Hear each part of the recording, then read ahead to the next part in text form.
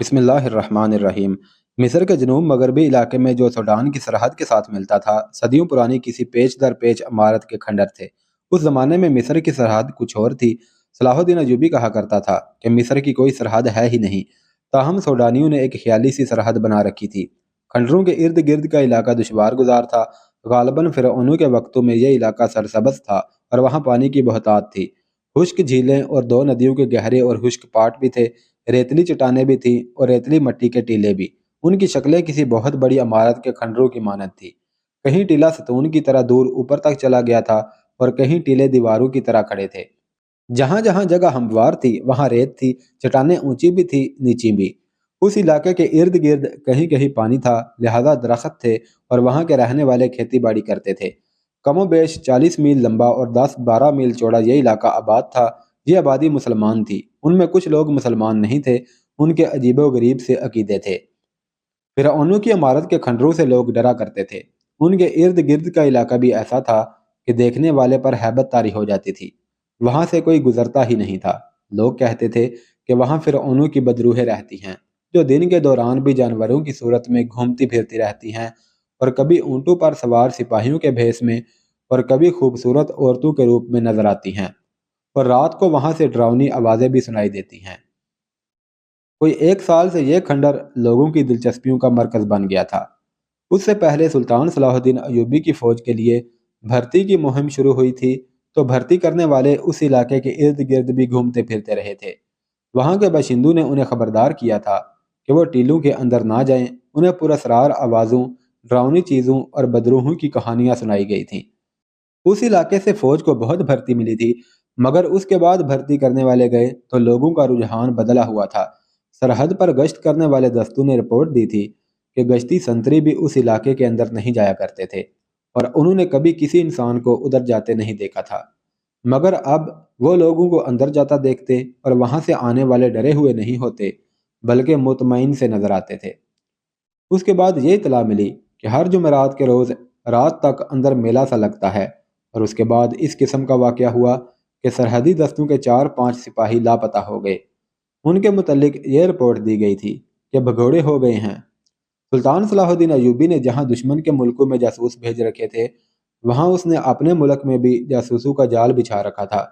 غیر مسلم مورخوں نے سلطان صلاح الدین ایوبی کو خاص طور پر خراج تحسین پیش کیا ہے کہ اس نے آج کے انٹیلیجنس نظام اور کمانڈر طریقہ جنگ کو خصوصی اہمیت دے کر ٹریننگ کے نئے طریقے دریافت کیے، اور یہ ثابت کر دیا تھا کہ صرف 10 افراد سے 1000 نفری کی فوج کا کام لیا جا سکتا ہے۔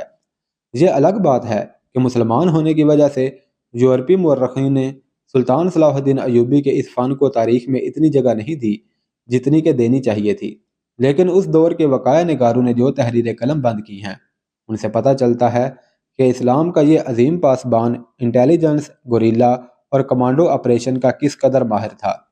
اندرون ملک اس کی انٹیلیجنس گوشے گوشے پر نظر رکھتی اور فوج کی مرکزی کمان کو رپورٹیں دیتی رہتی تھی۔ یہ اسی نظام کی اعلیٰ کارکردگی کا ثبوت تھا کہ مصر کے دور دراز کے ایسے علاقے کی سرگرمیوں کی بھی اطلاع مرکز کو پہنچا دی گئی تھی، جس کے متعلق کہا جاتا تھا کہ اس چھوٹے سے خطے کو تو خدا نے بھی فراموش کر رکھا ہے، مگر مخبروں نے وہاں کے لوگوں کی صرف ذہنی تبدیلی دیکھی اور اس کی اطلاع دی تھی۔ انہیں ابھی یہ معلوم نہیں تھا کہ اندر کیا ہوتا ہے۔ اس اطلاع کے بعد 2 مخبر قتل یا لاپتہ ہو گئے تھے۔ وہاں کے لوگوں نے نہ صرف ٹیلوں کے ڈراؤنے علاقے کے اندر جانا شروع کر دیا، بلکہ وہ فرعونوں کی اس پیچ در پیچ عمارت کے کھنڈروں میں بھی جانے لگے تھے، جہاں جانے کے تصور سے ہی ان کے رونگٹے کھڑے ہو جایا کرتے تھے۔ کچھ عرصہ پہلے اس کی ابتدا اس طرح ہوئی تھی کہ ایک گاؤں میں ایک شتر سوار یعنی اونٹ سوار آیا۔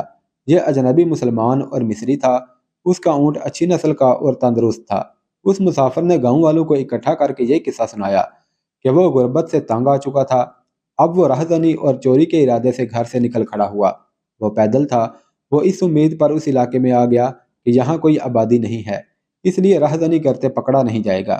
وہ بہت دن پیدل چلتا رہا، مگر اسے کوئی شکار نہ ملا۔ آخر ٹیلوں کے اس علاقے میں جہاں کوئی نہیں جاتا، وہ جا کر گر پڑا۔ اس کے جسم میں طاقت نہیں رہی تھی۔ اس نے آسمان کی طرف ہاتھ بلند کر کے خدا سے مدد مانگی۔ اسے ایک گونجدار آواز سنائی دی کہ تم خوش قسمت ہو کہ تم نے ابھی گناہ نہیں کیا، گناہ کی صرف نیت کی ہے۔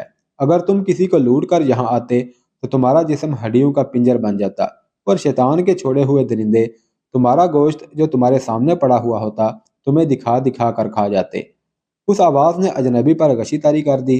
اس نے محسوس کیا کہ کوئی اسے اٹھا رہا ہے۔ اس نے آنکھیں کھولیں تو وہ بیٹھا ہوا تھا اور اس کے سامنے ایک سفید ریش بزرگ کھڑا تھا جو دودھ کی مانند سفید اور آنکھوں سے نور کی شعاعیں نکلتی تھیں۔ وہ جان گیا کہ یہ آواز جو اس نے سنی تھی اسی بزرگ کی تھی۔ اجنبی کی زبان بند ہو گئی اور وہ کانپنے لگا۔ بزرگ نے اسے اٹھا کر کہا، مت ڈر مسافر، یہ سب لوگ جو یہاں آنے سے ڈرتے ہیں بد نصیب ہیں، انہیں شیطان ادھر آنے نہیں دیتا۔ تم جاؤ اور لوگوں سے کہو کہ یہاں اب فرعونوں کی خدائی نہیں رہی، یہ حضرت موسیٰ علیہ السلام کی مملکت ہے۔ حضرت عیسیٰ علیہ السلام بھی یہیں آسمان سے اترنے والے ہیں۔ اب اسلام کی قندیلیں اسی کھنڈر سے روشن ہوں گی جن کی روشنی ساری دنیا کو منور کر دے گی۔ جاؤ لوگوں کو ہمارا پیغام دو، انہیں یہاں لاؤ۔ اجنبی نے کہا کہ وہ اٹھ نہیں سکتا، چل نہیں سکتا، جسم سوکھ گیا ہے۔ سفید ریش بزرگ نے کہا، تم اٹھو اور 50 قدم شمال کی طرف جاؤ، پیچھے مڑ کر نہ دیکھنا، ڈرنا نہیں، لوگوں تک پیغام پہنچا دینا ورنہ نقصان اٹھاؤ گے۔ تمہیں ایک اونٹ بیٹھا ہوا نظر آئے گا، اس کے ساتھ کھانا اور پانی ہوگا اور اس کے ساتھ جو کچھ ہوگا وہ تمہارا ہوگا۔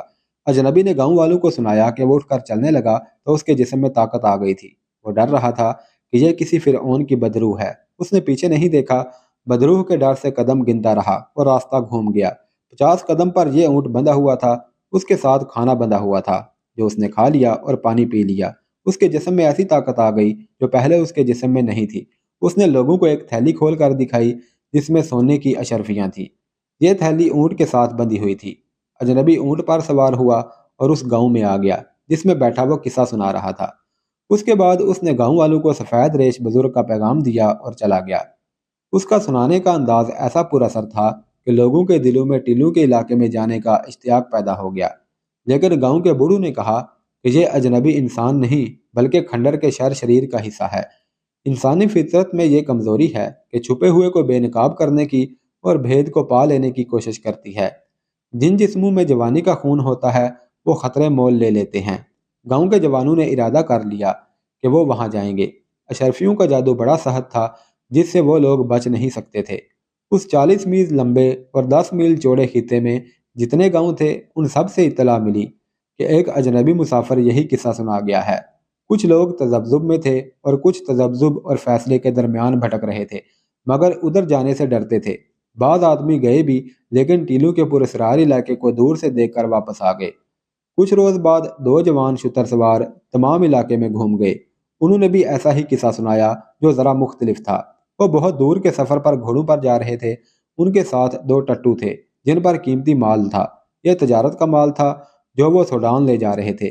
راستے میں انہیں ڈاکوؤں نے لوٹ لیا، مال کے ساتھ گھوڑے اور ٹٹو بھی چھین لیے اور انہیں زندہ چھوڑ دیا۔ یہ دونوں ٹیلوں کے علاقوں میں آ کر تھکن، بھوک، پیاس اور غم سے گر پڑے۔ انہیں بھی سفید ریش بزرگ نظر آیا۔ اس نے انہیں وہی پیغام دیا اور کہا، تمہیں شیطان کے درندوں نے لوٹا ہے، تم اللہ کے نیک بندے ہو، جاؤ، تمہیں 50 قدم پر 2 اونٹ کھڑے ملیں گے اور ان کے ساتھ جو کچھ بندہ ہوگا وہ تمہارا ہوگا، لیکن مال و زر دیکھ کر آپس میں لڑ نہ پڑنا ورنہ ہمیشہ کے لیے اندھے ہو جاؤ گے۔ انہیں بھی اس بزرگ نے کہا کہ گاؤں گاؤں جا کر لوگوں کو پیغام دیں کہ ان کھنڈروں سے ڈرے نہیں۔ اس کے بعد ایسی بہت سی روایتیں سنی اور سنائی جانے لگیں۔ ان میں ڈر اور خوف کا کوئی تاثر نہیں تھا بلکہ ایسی کشش تھی کہ لوگوں نے ٹیلوں کے ارد گرد پھرنا شروع کر دیا۔ انہوں نے بعض لوگوں کو اندرونی علاقے سے باہر جاتے اور آتے بھی دیکھا۔ انہوں نے بتایا کہ اندر ایک درویش بزرگ ہے جو غیب کا حال بتاتا اور آسمانوں کی خبر دیتا ہے۔ یہ بھی کہا گیا کہ وہ امام مہدی ہے۔ کسی نے کہا کہ حضرت موسیٰ علیہ السلام ہے اور کوئی حضرت عیسیٰ کہتا تھا۔ ایک بات وثوق سے کہی جاتی تھی کہ وہ جو کوئی بھی ہے خدا کا بھیجا ہوا ہے اور گناہ گاروں سے نہ ملتا ہے نہ انہیں نظر آتا ہے۔ اس کے پاس جانے کے لیے نیت صاف ہونی چاہیے۔ یہ بھی کہا گیا کہ وہ مردوں کو بھی زندہ کرتا ہے۔ یہ طلسماتی اور پراسرار روایتیں اور حقائقیں لوگوں کو اندرونی علاقے میں لے جانے لگی۔ آگے جا کر انہوں نے پہلی بار وہ کھنڈر دیکھے جن سے وہ ڈرتے تھے۔ وہ ان کے اندر بھی گئے۔ یہ کمروں، غلام گردشوں اور غاروں جیسے راستوں کی بھول بھلیاں تھیں۔ ایک کمرہ بہت ہی وسیع اور اس کی چھت اونچی تھی، جالے لٹک رہے تھے اور ماحول پر ہیبت طاری تھی، لیکن وہاں خوشبو پھیلی ہوئی تھی۔ کہیں سیڑھیاں فرش سے نیچے جاتی اور تہہ خانوں میں جا کر ختم ہوتی تھی۔ یہ عمارت ان فرعونوں کی تھی جو اپنے آپ کو خدا کہتے تھے۔ وہ کسی کسی کو نظر آتے تھے، لوگوں کو اس عمارت میں اکٹھا کر لیا کرتے اور لوگوں کو ان کی صرف آواز سنائی دیتی تھی۔ یہ آواز ایسی سرنگوں میں سے گزر کر آتی تھی جن کے دہانے بڑے کمرے میں تھے مگر نظر نہیں آتے تھے۔ بولنے والا سرنگ کے دوسرے سرے پر ہوتا تھا، جس کے متعلق کوئی جان نہیں سکتا تھا کہ کہاں ہے۔ وہ اسے خدا کی آواز سمجھتے تھے جو عام آدمی کو نظر نہیں آتا۔ ان بڑے کمروں میں روشنیوں کا ایسا انتظام ہوا کرتا تھا کہ مشعلیں نظر نہیں آتی تھیں۔ کمرے روشن رہتے تھے، آئینے کی طرح چمکیلی دھات کی چادریں استعمال کی جاتی تھیں جن سے چھپی ہوئی مشعلوں کی روشنی منعکس ہوتی تھی۔ وہ تو صدیوں پرانی بات تھی۔ اب سلطان صلاح الدین ایوبی کے دور میں اس عمارت میں پھر وہی آوازیں گونجنے لگیں جنہیں لوگ خدا کی آوازیں سمجھا کرتے تھے۔ ذرا سے وقت میں لوگوں کے دلوں سے کھنڈروں کی ہیبت نکل گئی۔ وہ جب بڑے کمرے میں جاتے تو اس سے پہلے انہیں اندھیری اور فراغ سرنگوں میں سے گزرنا پڑتا تھا۔ آگے بہت ہی فراغ اور اونچی چھت والا کمرہ آ جاتا جس میں روشنی ہوتی مگر کوئی مشعل نظر نہیں آتی تھی۔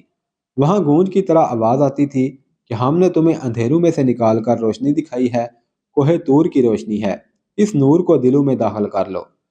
فرعونوں کی بدروہیں بھی مر گئی ہیں، اب یہاں موسیٰ کا نور ہے اور اس نور کو عیسیٰ اور زیادہ منور کرے گا۔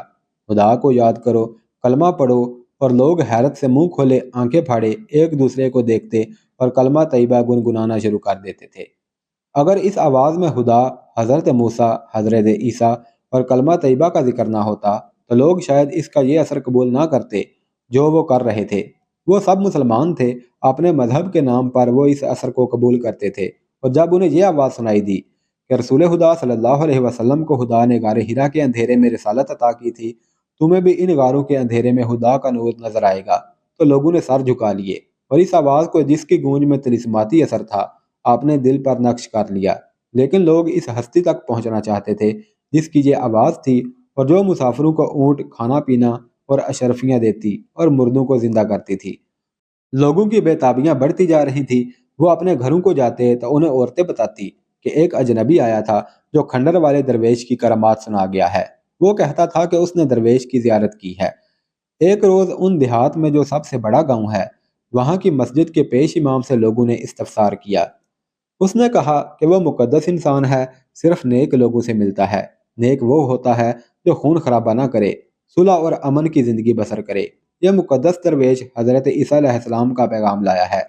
اس پیغام میں محبت ہے، جنگ و جدل نہیں۔ اس پیغام میں یہ نصیحت ہے کہ کسی کو زخمی نہ کرو بلکہ زخمی کے زخموں پر مرہم رکھو۔ اگر تم لوگ ان اصولوں پر زندگی بسر کرو گے تو یہ درویش تمہاری کایا پلٹ دے گا۔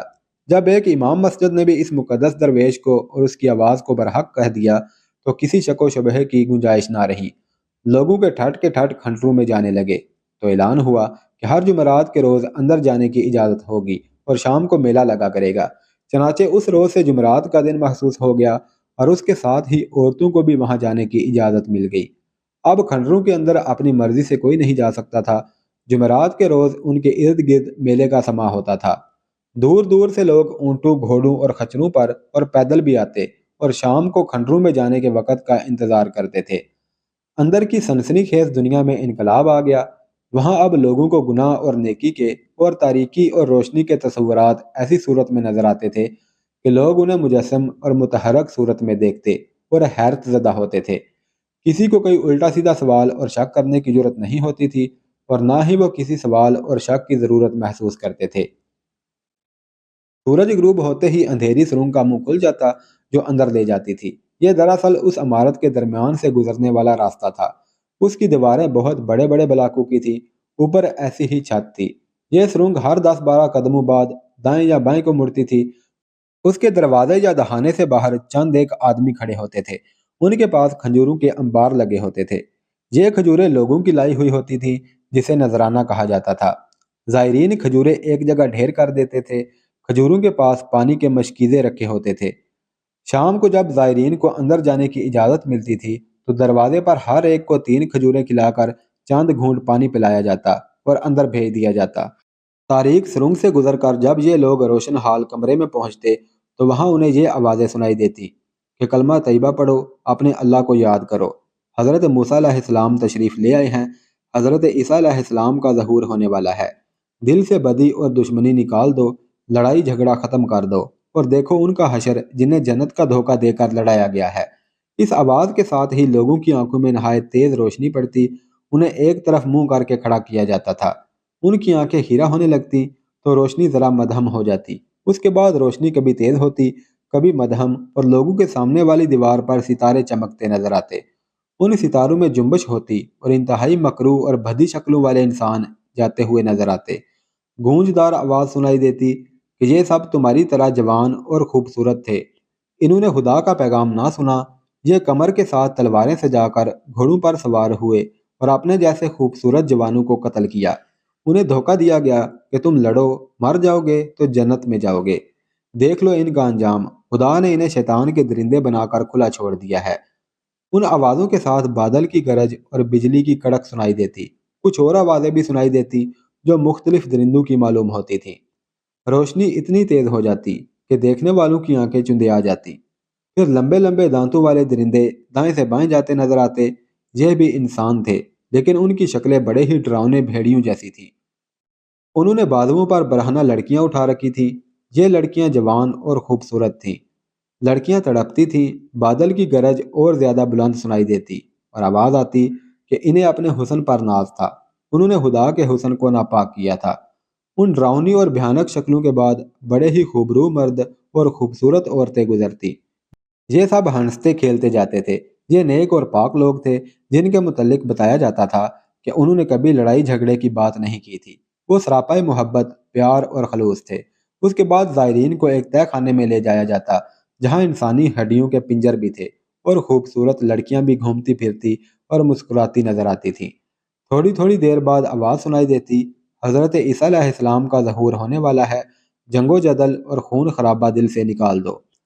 تہہ خانے کا ایک راستہ اور تھا جس سے لوگوں کو باہر نکال دیا جاتا، لوگوں پر ایسا تاثر طاری ہوتا تھا جیسے وہ سو گئے تھے اور انہوں نے بڑا ہی عجب خواب دیکھا ہو جو ڈراؤنا تھا اور خوبصورت بھی۔ وہ ایک بار پھر اندر جانے کو بےتاب ہوتے تھے لیکن کسی کو اس طرف جانے نہیں دیا جاتا تھا جدھر سے لوگ اندر جاتے تھے۔ وہ اپنے گھروں کو واپس نہیں جانا چاہتے تھے، رات وہیں کھنڈروں کے قریب ہی گزار دیتے تھے۔ وہاں کچھ لوگ ان کے پاس بیٹھ کر انہیں اندر کے راز بتاتے تھے۔ ایک راز یہ تھا کہ اندر جس کی آواز سنائی دیتی ہے وہ خدا کی طرف سے یہ پیغام لے کر آیا ہے کہ حضرت عیسیٰ علیہ السلام دنیا میں آ رہے ہیں اور خلیفہ العاضد بھی دنیا میں واپس آ گیا ہے۔ العاضد فاطمی خلافت کا خلیفہ تھا جس کی گدی مصر میں تھی۔ سلطان صلاح الدین ایوبی نے اسے معزول کر کے مصر کو بغداد کی خلافت عباسیہ کے تحت کر دیا تھا۔ العاضد اس کے فوراً بعد مر گیا تھا، یہ 2-2.5 سال پہلے کا واقعہ تھا۔ فاطمیوں نے صلیبیوں اور حشیشین کے ساتھ ساز باز کر کے ایک سازش تیار کی تھی جس کے تحت سلطان صلاح الدین ایوبی کا تختہ الٹنا اور مصر میں فاطمی خلافت بحال کرنا تھا۔ اس سازش کی کامیابی کے لیے سوڈانیوں کو تیار کیا جا رہا تھا کہ وہ مصر پر حملہ کر دیں۔ کھنڈر کے مریدوں کی تعداد میں اور اس کی عقیدت مندی میں اضافہ ہوتا جا رہا تھا اور جنوب مغربی علاقے کے لوگ قائل ہوتے جا رہے تھے کہ حضرت عیسیٰ علیہ السلام خلیفہ العاضد کو واپس بھیج چکے ہیں اور خود بھی واپس آ رہے ہیں۔ ان لوگوں نے فوج میں بھرتی ہونے سے توبہ کر لی تھی کیونکہ وہ جنگ و جدل کو گناہ سمجھنے لگے تھے۔ صلاح الدین ایوبی کو ایک گناہ گار بادشاہ قرار دے دیا گیا تھا جو اپنی بادشاہی کو وسعت دینے کے لیے جوانوں کو یہ دھوکہ دے کر فوج میں بھرتی کرتا تھا کہ وہ شہید ہوں گے اور سیدھے جنت میں جائیں گے۔ کھنڈروں کے اندر کی دنیا لوگوں کے لیے عبادت گاہ بن گئی تھی، بعض نے تو ٹیلوں کے علاقے میں ہی ڈیرے ڈال دیے تھے۔ وہ اس مقدس درویش کی زیارت کے لیے بے قرار رہتے تھے جس کی آواز کھنڈروں میں سنائی دیتی تھی، مگر وہ انہیں نظر نہیں آتا تھا۔ ایک نیا فرقہ جنم لے رہا تھا۔